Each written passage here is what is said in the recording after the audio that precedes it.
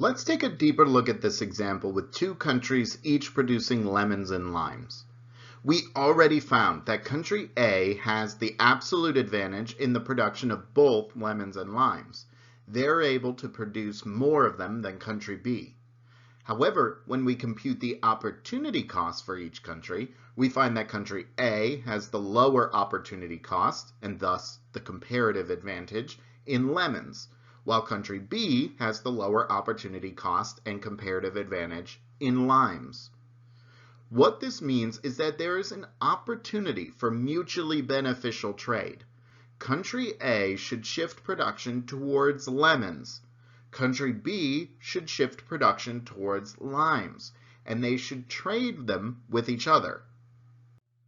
To see how this kind of specialization in trade benefits both countries, let's walk through scenarios of trade and no trade. For ease, let's imagine that each country is splitting their resources evenly between lemons and limes. In the chart, we see that country A can produce a maximum of 120 lemons. So if they only give it half, they will produce 60 lemons. And the other half of their resources will get them 67.5 limes. Remember, country A cannot have both 120 lemons and 135 limes. They have to choose either or unless they split their resources between them.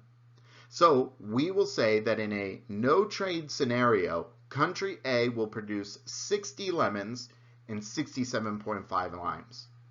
If country B does the same, splitting their resources between lemons and limes, they will end up with 50 limes, half of their maximum of 100, and 62.5 limes, half of their maximum of 125. Therefore, in the world of just country A and B, we have 110 total lemons and 130 total limes.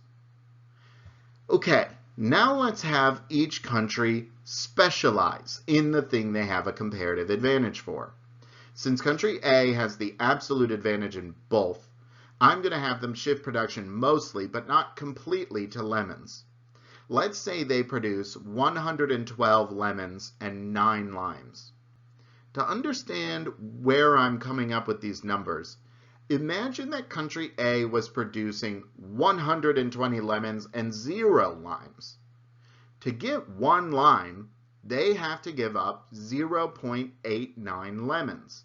We know that from their opportunity cost of limes.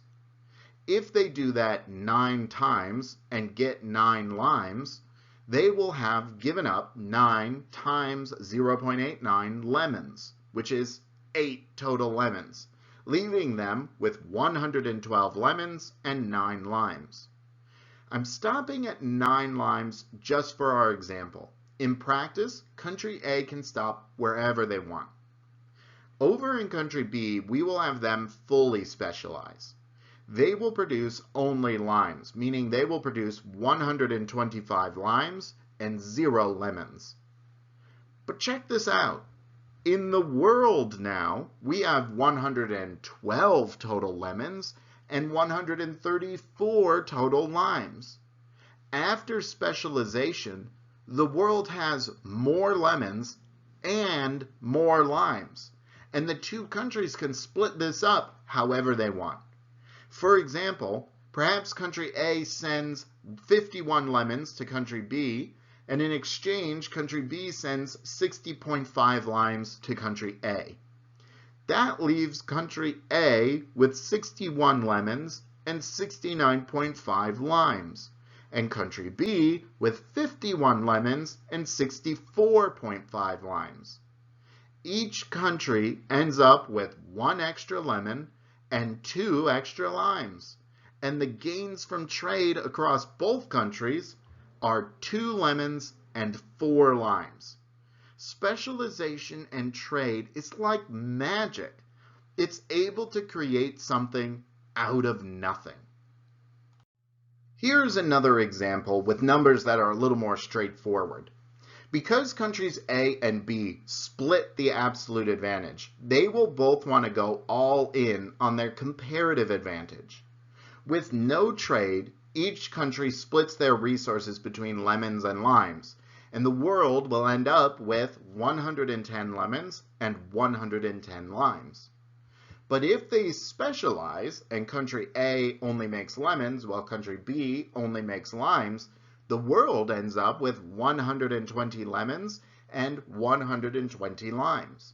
They can split these according to whatever agreement they want, but if they split the gains evenly, both countries end up with 5 extra lemons and 5 extra limes compared to when they weren't trading with each other. The gains from trade for the world are 10 lemons and 10 limes. The economic problem of scarcity is presented to us by a bleak and dismal universe. It's no good that we face so many limits. But the logic of comparative advantage is a true blessing from on high, because it shows us that it doesn't matter if you're the best at something or not. Trade doesn't depend on absolute advantage. Instead, it depends on how different from everyone else you are. So long as you are different from others and face different opportunity costs, you will always have a comparative advantage in something, and thus an opportunity for mutually beneficial trade. Trade which leaves both you and your trading partner better off.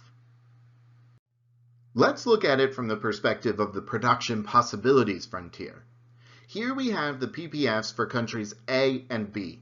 I drew them as straight lines with a constant trade-off between lemons and limes for ease, but this logic still works with a curved PPF. Each country has a chosen point on their PPF, one that splits their resources between each good and which is entirely efficient. They are getting the most out of their economy as is possible on their own.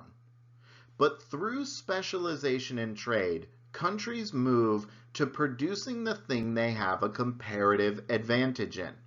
And then they're able to trade it to the other country at a rate higher than their own opportunity cost. That is to say, their opportunity cost is reflected in the slope of their PPF. But the exchange rate they give each other is somewhere in between their slopes. This allows each country to achieve a level of consumption that is beyond the production possibilities frontier. An outcome that is unattainable on their own is suddenly very attainable. What applies to nations also applies to individuals. As humans started to gather into larger and larger cities, there was opportunity for greater and greater specialization through the division of labor. Adam Smith, who we'll talk about a lot more, opens his seminal book, The Wealth of Nations, with this: "The greatest improvement in the productive powers of labor and the greater part of the skill, dexterity, and judgment with which it is anywhere directed or applied seem to have been the effects of the division of labor." We all end up better off when we specialize and trade. It is probably what you're doing right now watching this video. You are specializing in whatever your major is at school, and this course is part of the specialized knowledge you need to have. I have specialized in the teaching of economics. It is pretty much the only thing I produce. But I'm able to obtain enough value to trade for everything else I need. It works for me, it works for you, and it even works for this guy who seems to have a comparative advantage in appearing in stock photos. This is the magic of comparative advantage, specialization, and trade.